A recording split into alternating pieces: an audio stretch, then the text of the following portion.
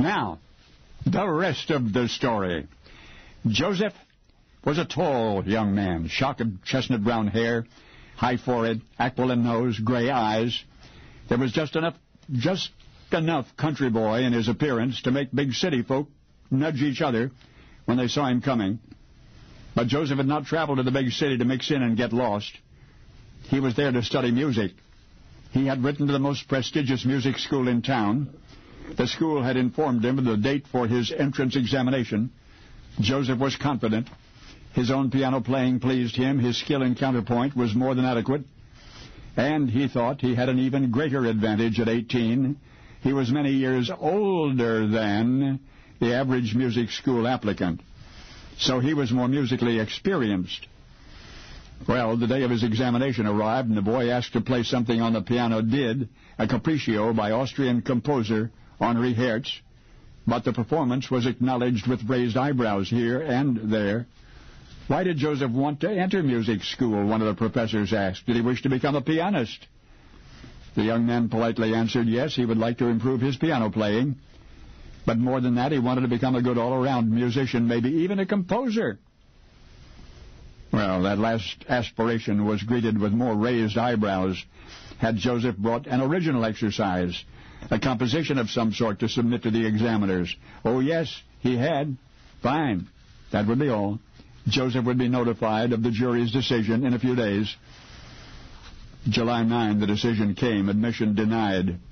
Admission denied. No explanation. But didn't the professors understand? Joseph was not seeking a scholarship. He was prepared to pay whatever tuition was necessary. Yes, the professors understood. Still, they offered this advice. Considering Joseph could afford an education, he should find a private teacher. Otherwise, he should give up music, go back to the provinces. Well, Joseph found a private teacher. Joseph developed what talent he had, but he neither forgot nor forgave that music school for rejecting him in July of 1832.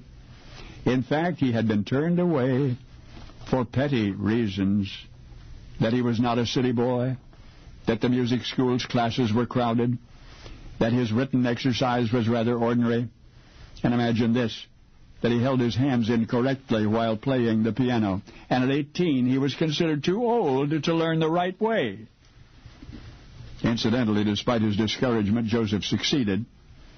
And he succeeded so spectacularly that the music school, which had rejected him, later asked permission to honor him. Oh, but Joseph declined.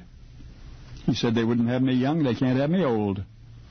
By 1901, Joseph was recognized worldwide as one of the greatest opera composers of all time. And in that year, he died. And that same year, the old music school changed its name to Joseph's name, a commemoration of the biggest mistake that institution ever made. So should you travel to Milan, Italy, you will notice there is no Milan Conservatory. For more than 100 years, they have called it the Giuseppe Verdi Conservatory. And you know why.